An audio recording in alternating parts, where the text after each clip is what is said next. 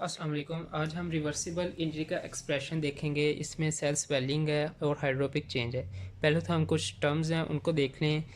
Degeneration, reversible injury को हम degeneration कहते हैं और इरिवर्सिबल इंजरी को नेक्रोसिस कहते हैं। डीजनरेशन में आगे डिफरेंट फिनोमिनाज हैं, उनको हम देखते हैं। नंबर 1 है क्लाउडी स्वेलिंग। सो क्लाउडी स्वेलिंग में उसमें जो अपेयरेंस है साइटोप्लाज्म की वो क्लाउडी हो जाती है।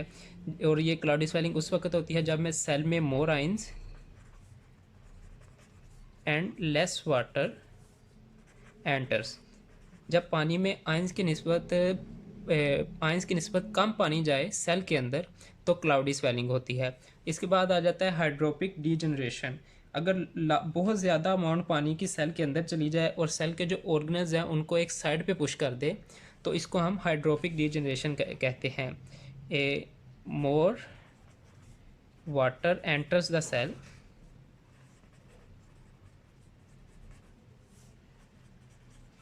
pushes organelles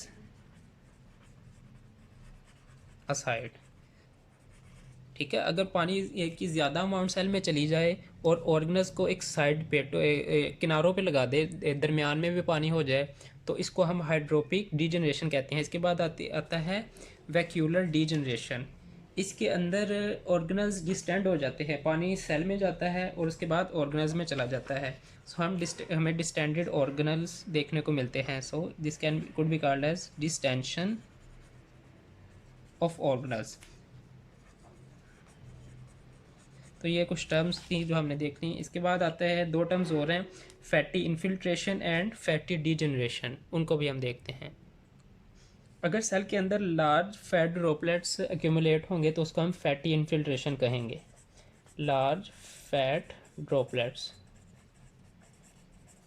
और अगर स्मॉल फैट ड्रॉपलेट्स एक्यूमुलेट होंगे तो उसको हम फैटी डीजनरेशन कहेंगे। अब आता है जी first expression of cell injury.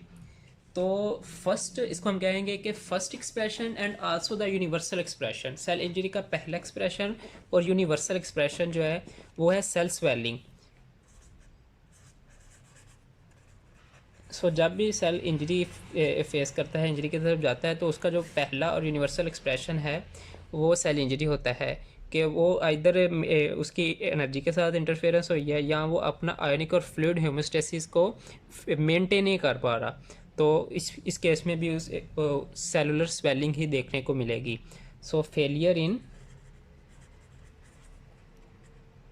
Maintaining ionic and fluid balance और होम्योस्टेसिस, तो सेल की स्वेलिंग हो जाएगी। इसको हम अगर आइडेंटिफिकेशन करना चाहें माइक्रोस्कोपिकली तो इसमें सेल्स जो हैं एनलार्ज्ड अपीयर होते हैं क्योंकि स्वेलिंग हो गया है सेल्स के अंदर। मिसाल के तौर पे पानी एंटर हो गया है तो सेल की स्वेलिंग हो जाएगी। तो सेल्स एनलार्ज अपीयर होंगे, सेल्स अपीयर एनलार्ज्ड। और साथ ही साथ जो एडजेसेंट स्ट्रक्चर्स होते हैं सेल के वो कंप्रेस नज़र आएंगे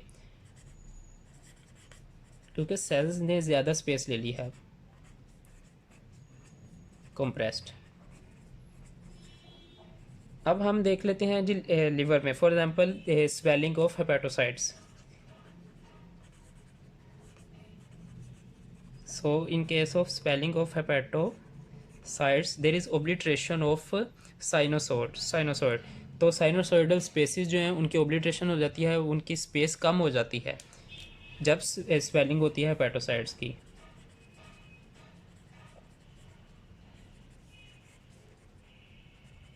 साइनोसॉइड।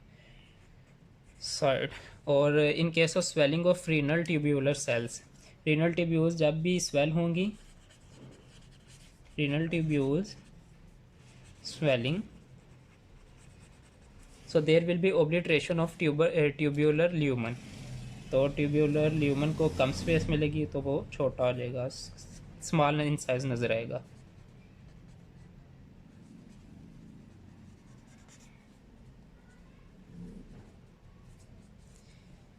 और इसमें हमें क्लाउडी जो हमने ऊपर पढ़ा आगे, क्लाउडी अपीयरेंस और साइटोप्लाज्म क्लाउडी स्वेलिंग भी हमें नज़र आएगी सेल स्वेलिंग में। अब हम देखते हैं सीरियस इंजरी। तो अगर मेजॉरिटी ऑफ सेल्स जो है वो स्वेल हुए होंगे और उनमें न्यूक्लियर मटेरियल जो है वो भी नहीं होगा, डिवाइड ऑफ न्यूक्लियस और न्यूक्लियर मटेरियल, तो in this case there will be serious injury. So a majority of cells swollen and divide of nucleus, so there will be serious injury. अब हम देखते हैं ultra structural changes of reversible injury के किस तरह हम उसको माइक्रोस्कोप में वो नज़र आता है।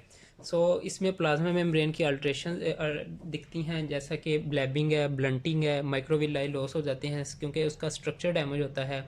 और ब्लैबिंग इज़ मेम्ब्रेन पुल्ड आउटवर्ड, तो जो उसका सेल मेम्ब्रेन है वो आउटवर्ड पुल होता है, इसको हम ब्लैबिंग कहते हैं। और इसके बाद हमें माइट्रोकॉन्ड्रियल चेंजेस नज़र आती हैं जिसमें स्वेलिंग अपीयर होती है, स्वेलिंग अपीयर होता है और कुछ अमॉर्फियस डेंसिटीज आती हैं। इसके बाद डायलेशन ऑफ एंडोप्लाज्मिक रेटिकुलम, तो एंडोप्लाज्मिक रेटिकुलम डायलेट कर जाता है और राइबोसोम जो हैं डिटैच हो जाते हैं। और इंट्रासाइटोप्लाज्मिक बाइलन फिगर्स, ये भी हमें इसके अल्ट्रा स्ट्रक्चर में नज़र आते हैं रिवर्सिबल इंजरी में।